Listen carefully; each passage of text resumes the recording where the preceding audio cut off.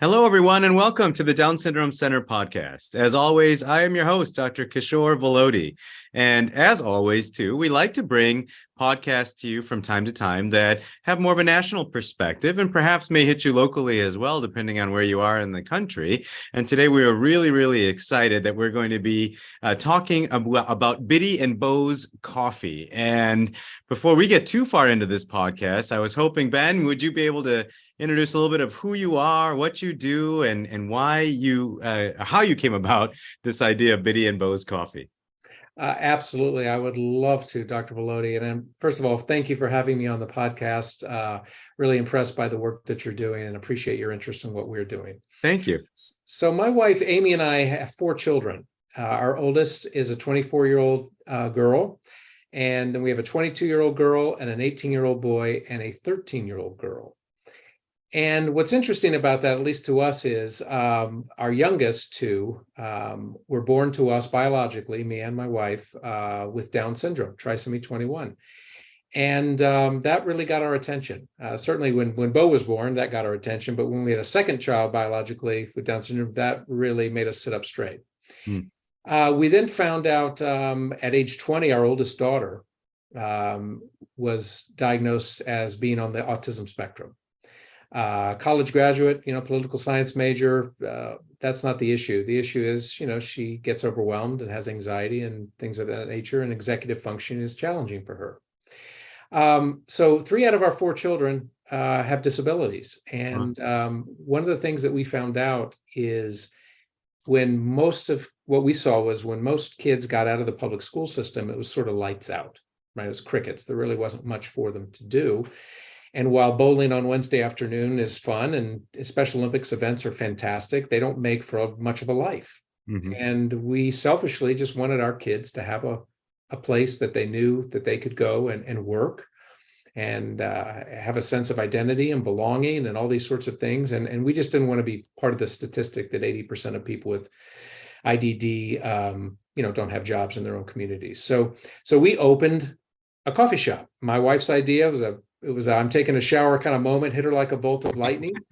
And she said, let's open a coffee shop. And I looked at her like she had 2 heads. And that afternoon, I think she was signing a lease on a 500 square foot space to open this coffee shop. So that was back in 2016. And the reason we did it, I already mentioned, really for Biddy and Beau. But what we quickly realized was we had turned over a rock that we had no idea the life that was under that rock and the need and the desire for what we had done. And but we can, I'm sure, talk about that more. But that's sort of the origin of Biddy and Beau's coffee. We not in a million years did we think, 7 years later we would have 17 locations across 12 different states. Wow. And that we'd be franchising. We had no idea we'd be doing that, but it just seems like the right thing to do at this point. So I'll stop there for a second. There's a lot more to talk about, but I don't want to go off in a direction that you don't want to. Oh, this is great. The whole purpose of this podcast is so that we can get this information out. I remember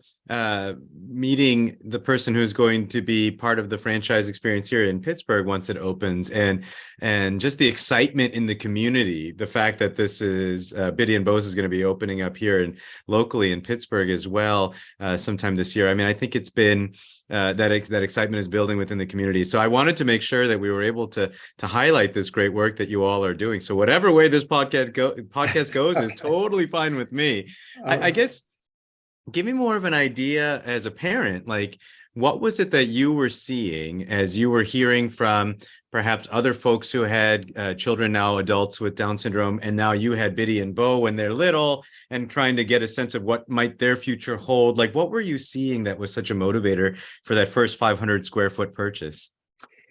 Yeah, it's a super important question. And I think we sort of intuitively, instinctively attacked this or went towards opening this coffee shop. And then we really realized over some time why I think we really were led to do it. And that is, I think that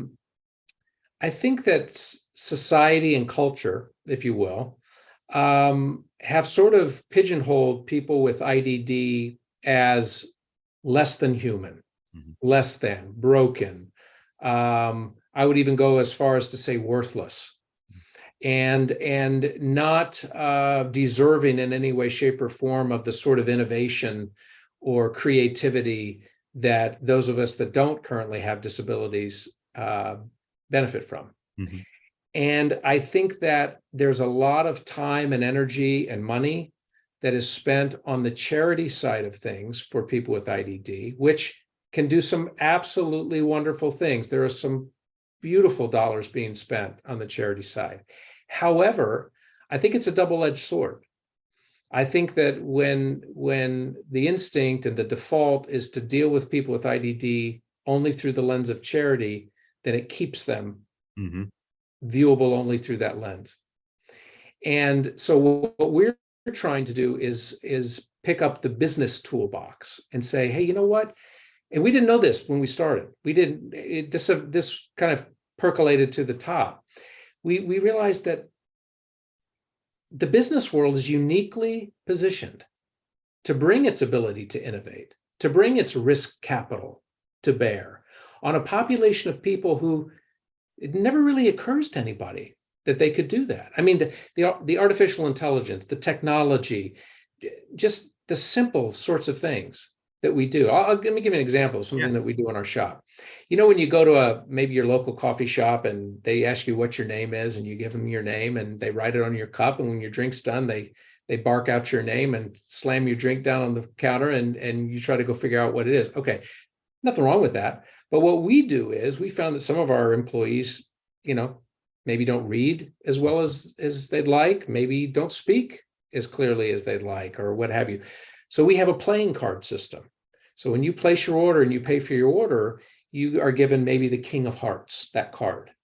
A duplicate King of Hearts goes with your order down the line. And when your order is finished, the person calling out your drink will hold it up at a minimum, showing the card, and everybody knows to look. And if they can say King of Hearts, they'll say King of Hearts. And they match it that way. And that brings another moment of togetherness there where the guest and the employee with the disability can interact with each other, right? Instead of just, here's your drink, I'm on to the next drink. That's so great. So just basic sort of innovation like that, that I just don't think, you know, and it's kind of one of those things where, what's that old saying? It's something like if you expect a horse to climb a tree and keep pushing it to climb a tree, pretty soon it's going to think it's not a very good horse, right? Yeah. And if you just continually look at people with IDD as just worthless charity cases, then that's all they're ever going to be to you, right? Yeah. But when you begin to see yourself in them and begin to see the humanity in them and the life in them, the sky's the limit. I love it. I love it. The other thing I just wanted to add, and I don't mean to ramble on and on. No, please. This is beautiful. You can tell I really don't like talking about this, right? The thing I wanted to mention, this was another sort of evolution, but truly important and something that really drives us. You know, Biddy and Beau were born with congenital disabilities, right? But boy, oh boy, and I know you see it as a physician, so many of us acquire our disabilities, right? It doesn't take a whole lot. We are a fragile lot, aren't we? Yes. I mean, you know, one car wreck, one slip and fall, one stroke, and boy, you just joined the group, right? And then what does your life look like? Yeah. Not much. Yeah. Not much. Or you know, so what we found is that this coffee shop, yes, it's a place to get coffee. Yes, we pay a lot of attention and spend a lot of money to make sure the things people eat and drink from us and the branded merchandise that they buy and take out into the world to start conversations is top notch. But what the coffee shop really has become is this sort of bridge between where people with disabilities are and where people without disabilities currently are. It's this bridge where they can meet each other. Mm-hmm. It'd be one thing if I said to somebody, hey, come volunteer with me at this charity event for people with disabilities. In her heart of hearts, she might want to, but it also might make her really nervous. Mm-hmm. So nervous that she decides not to do it. Doesn't want to say the wrong thing, doesn't want to embarrass herself, somebody else, whatever the reasons, it doesn't matter, we're all human. The coffee shop, though, everybody knows what to do when they go into a coffee shop. Right. Mm-hmm. And it has just proven to be such a wonderful place for people with and without disabilities to experience each other. And so that's why we exist as a company, right? Yeah. And I love the companies that are out there, some of the grocery stores and different places that do hire people with IDD. Mhm. However, I sort of hesitate in saying this, but more often than not, what I feel like I see are token hires, right? Mhm. Sort of, we have someone on staff. And I think that's a great place to start. And that's what I encourage every business to do, Mhm. is don't start with a big initiative. Start small. Get 2 hours a day, 1 day a week, somebody with IDD within your four walls, not really because that's a meaningful work for that person with disability, but because those without the disabilities can get used to having that person within their group Mhm. and understand that this is just a person who operates a little differently than me. I got this, right? Yeah. So anyway, I'll take a breath. I was wondering if you could, and that's, I love your heart for this, and I was wondering if you could, because I don't think we've done this yet on this podcast, that as we've been talking, walk us through, for someone who's never been in a Biddy and Beau's coffee, like yours truly. I've never been in one, so I've been in a coffee shop before, and I've walked into a coffee shop and I've ordered my coffee, and I love the idea of helping with some of the communication barriers that may exist with the cards. But what are some of the other things? Walk me through. I walk in that front door of Biddy and Beau's when it opens up here locally for me. What am I going to experience? What am I going to see? Thanks for asking that question. Yeah. That's about as close as we can get to actually being in a shop. It is Yeah. a very visceral experience, and it's very intentional. And we were very lucky. Back in 2019, we won the International Interior Design Award for our shop in Savannah, Georgia. So we're very proud of the way the shops look. When you walk into a Biddy and Beau's Coffee, what you'll immediately notice is that the walls are all black, and the lighting is very intentional, and it's very directed, and the countertops are white and very reflective of the people who are behind it. In other words, the coffee shops are really a black box to focus the light and the attention not on the coffee, but on the people who serve the coffee. Huh. Very intentional that way. Yeah. They're very sort of high-end feeling. It's not an inexpensive thing to set up a Biddy and Beau's Coffee, but immediately when you step in the door, you sort of are taken back by just sort of the drama of it. It's a kind of a very dramatic look.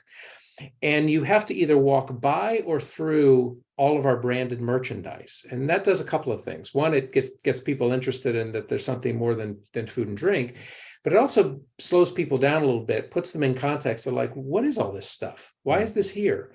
And then we have big monitors on the walls, usually two, and one at pickup and one as you enter, that are looping our social media feeds, statistics about people with IDD and the fact that they have a hard time finding jobs, and just all these things that, again, slow people down, set them in context so that by the time they get to the point of sale, to have their first interaction probably with somebody with a disability, they have a sense of where they are, right? So that's what you see. And then, we have a menu that we try to keep it as simple as possible, but as tasty as possible, right? So we don't want heads down activities. We want heads up activities. So our machines, we use super automatic machines, and we flash freeze most of our food and thaw it and heat up. So we don't want people slathering butter on bagels and in the back and not communicating with the guests, right? So you'll notice that. The other thing is our counters are very diner style. So there's no equipment between the guest and our employees. And the counters are all ADA height as well. So we try to create as little barrier between our guests and our employees because we want them to interact. We want them to see our employees with disabilities working. And we want to see the shift supervisors and store managers who tend not to have disabilities interacting with those employees that do, and showing the guests that you don't have to have a PhD in special education to do this. You have to be someone with, as I said before, I think some compassion and some creativity and some commitment to figure out how to make it work. Yeah. So that when people leave, they can't unsee what they've seen. They can't unfeel what they've felt. They go back to their own places of work and they go, what is my business's excuse for not having one person on staff 2 days a week doing something within these four walls? What is the reason? We put a man on the moon 53 years ago, and yet we can't figure out how to employ somebody with autism here? Yeah. You kidding me? Yeah. So that's why we exist as a company. And then also just to say, look, we're going to blast out of the air the fact that this, I think, sort of an unspoken notion that if you employ people with IDD, it's a drag on the bottom line. You can't make any money. So why would you even bother? Right. Yeah. We're here to say that's hogwash. Mm-hmm. I love it. I love it.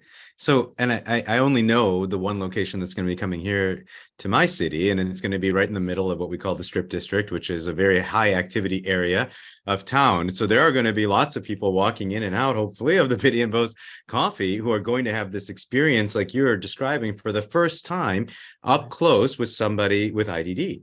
And it may not be that these are horrible people or anything like that. It could be that they grew up in the era that I grew up or even before, where there was a room in the school and that's where everybody with IDD was, and you never really interacted with them. And, if it wasn't for the fact that my brother has Down syndrome, I never may have interacted with somebody with Down syndrome until I was, in medicine or something like that. And so I just love the idea that all of these people are going to be going back to their businesses where they are working and saying what you just said, which is, why don't we have somebody in our office like, who has IDD? Like, look at how much joy I felt in this place just getting a cup of coffee, which I think is great.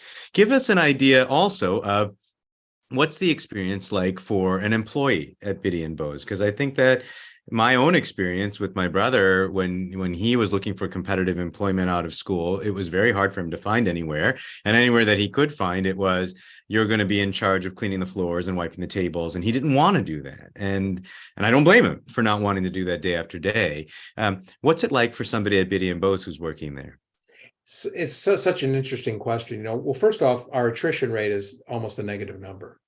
But I think that's for two reasons. One is I think people really love working at Biddy and Beau's once they get that job. But it's also because there are really no other jobs for them to go to, right? So it kind of cuts both ways that way. But I would say that the experience is one that's very different, I think, than maybe what they're even expecting, what their parents and guardians may be expecting, because again, I think, just speaking for myself, most everything that surrounds my children with disabilities tends to come at them from the charity side of things. So, we put our employees on the front of the business. They're not at the back of the business. And I'll tell you a good story, two good stories. One is one of our employees who has been with us since we started 7 years ago, almost didn't come to the interview, his mother tells us, because he already had a job. And that job was breaking down cardboard boxes at a pharmacy. And why would he go to another job interview? He had a job, right? Fade in, fade out. He comes. He ends up being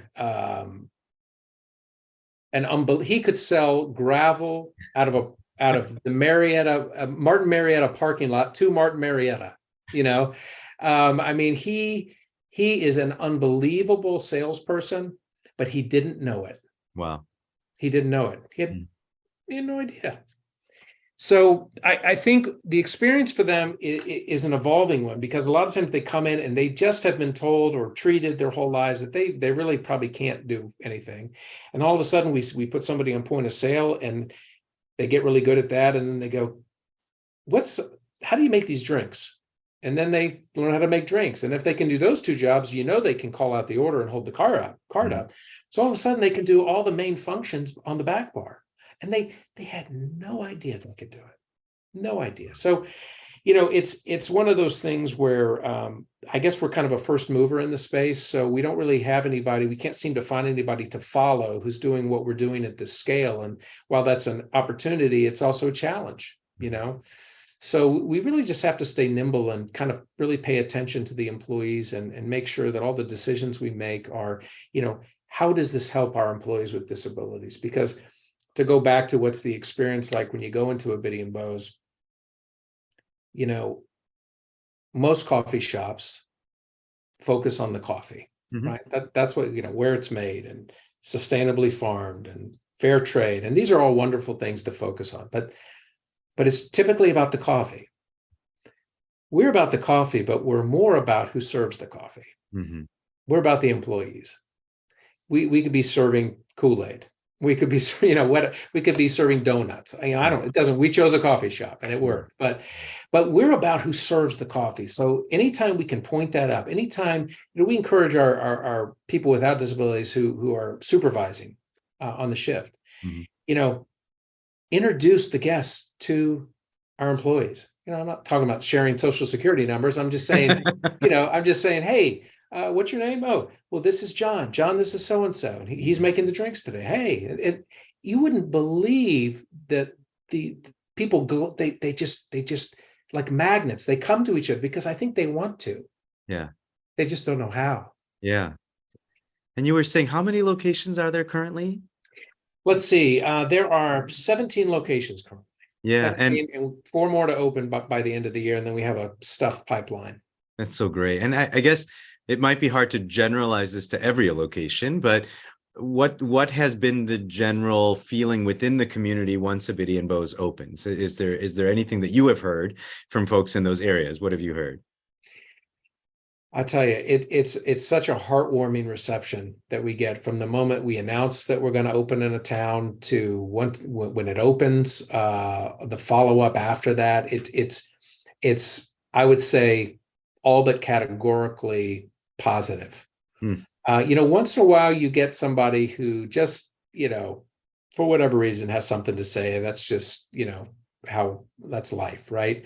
But I'll tell you, the other interesting story I was going to tell you along those lines is the community is just very supportive, and people have kind of, sounds dramatic maybe, but kind of transformational experiences, because there are really 2 types of guests that come into a Biddy and Beau's coffee. One already knows that they're going to Biddy and Beau's, and they know what's inside the doors, right?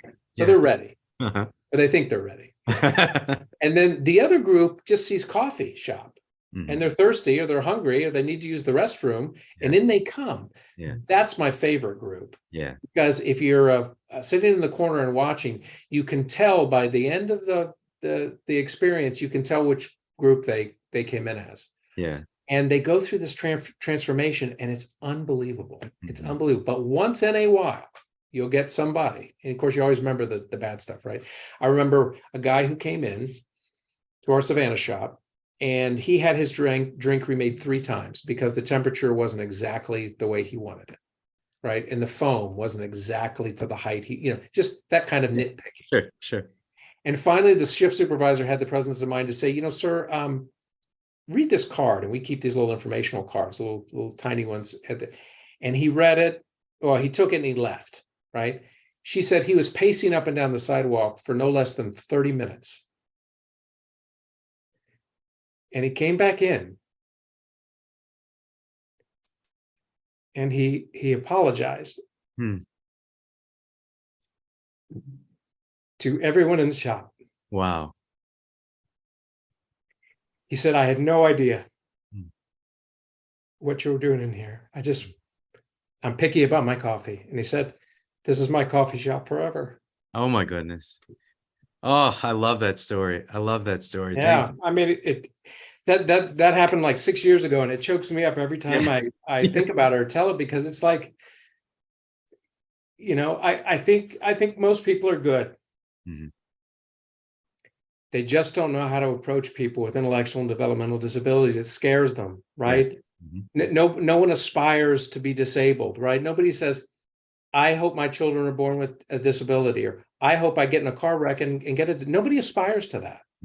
Right? So when you don't aspire to something, you devalue it, and you don't think about it much, and you don't think much of it. So you put it behind you and you ignore it. But everybody sort of knows that that's not how we should be. So they want to find a way back to that, and the coffee shop does.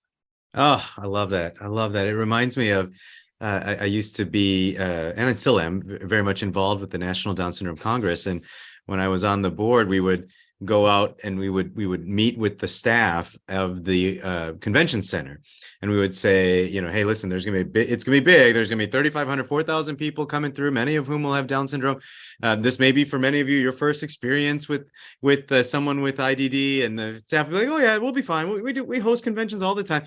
And then at the end of it, to have that recap meeting with them and say, this was the greatest convention we've ever hosted. We had no idea what it was like to host a convention like this. And I think that in a just as impactful way in these cities where you're opening up these coffee shops, just like the story you shared, people are going to walk in and they're going to walk out changed, Yeah. and with a cup of coffee in their hand. I mean, Yeah. it's just like an amazing thing. I know it's crazy. I mean, Yeah. it's crazy, and it's wonderful, and it's such an opportunity, right? Yeah. I mean, it's such. I hope that someday people will say, "Gosh, before 2023, can you believe people with IDD were just almost non-existent in the workforce? Can you believe that? Mhm. Can you believe that? You know, it may be 5, 10, 50, 100 years from now before that happens. But you know, it's such an opportunity, and that's why we're so careful with this. And yes, it's a business, but it's a mission embedded in a business, Yeah. right? And we tell people, we tell our franchisees, say, you have to get the business right, because if you get the business right, you get to deliver the mission. Yeah. Oh, But you that's great. but you can't treat it like a program. You can't treat it like a charity. It's not a glorified charity. You've got to treat it like a business, and you have to figure out, how do you communicate the fact that you got to have to cut back somebody's hours because it's the winter time and it's snowing and it's a Monday afternoon at 4:30 and nobody wants coffee or whatever, you know. And how do you do all that? Well, this is how you do it, right? But you know, it as you know, well, as I know, I'll speak for myself. Sure. I don't believe that this whole sociocultural issue around people with IDD is an issue for people with IDD. Mm-hmm. They know who they are. They are who they are. Mm-hmm. The issue is with the rest of us who don't have disabilities. Yep. There's the issue. Mm-hmm. And that's what the coffee shop tries to address. It gives people an opportunity to challenge conventional wisdom around this population. And I hope I don't sound like I'm on my high horse. I'd never beat anybody up who feels the way that I felt before my son was born 18 years ago. Mm-hmm. Because, you know, I didn't think well of people before my son with Down syndrome was born, and I didn't think poorly of people with IDD or Down syndrome. I just didn't think about them at all, because they're an easy population to ignore. Yeah.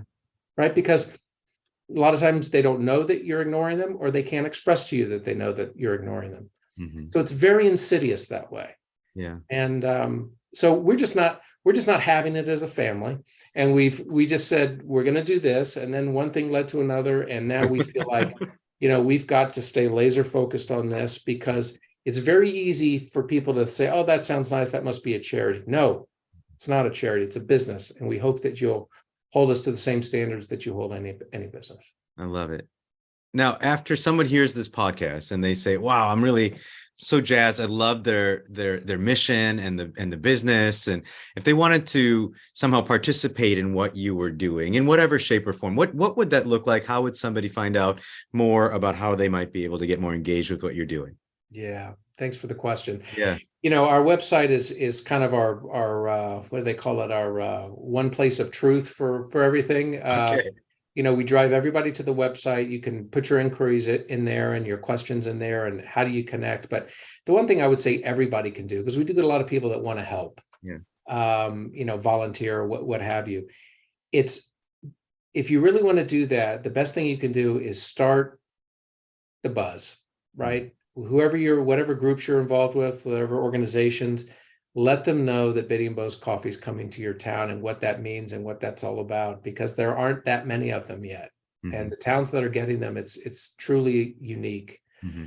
And that's the one thing we encourage everybody to do, because we get so many inquiries for help and volunteers, and we don't want them to stop, but you can only do so much. But that's something everybody can do, is just raise that brand awareness, because you know, as you and I said earlier, you know, you can find coffee and chocolate chip muffins everywhere, but you can't find coffee and chocolate chip muffins served by people with IDD everywhere. That's right. That's right. Wow. Well, thank you, Ben. I really appreciate you coming on the podcast and sharing your heart and your passion for what you are doing. And I love the fact that it's growing, and I hope that it just continues to grow. I can tell you the shop here in Pittsburgh will be a success, because I think I'll probably be able to buy enough coffee there to keep you guys afloat for as long as you need. But tell me if there's anything else that you wanted to share on this podcast before I kind of close us out here. Any parting words you would want to give to our audience? Well, I just want your audience to know, certainly the folks local to you there in the Pittsburgh area, that the family bringing Biddy and Beau's coffee to the Strip Yeah. is just a tremendous family. Talk about big hearts, Mm.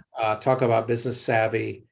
These folks are the perfect combination, and Pittsburgh is in for a treat having them be the franchise owners of this location. They're going to do beautifully, and their shop's going to be beautiful.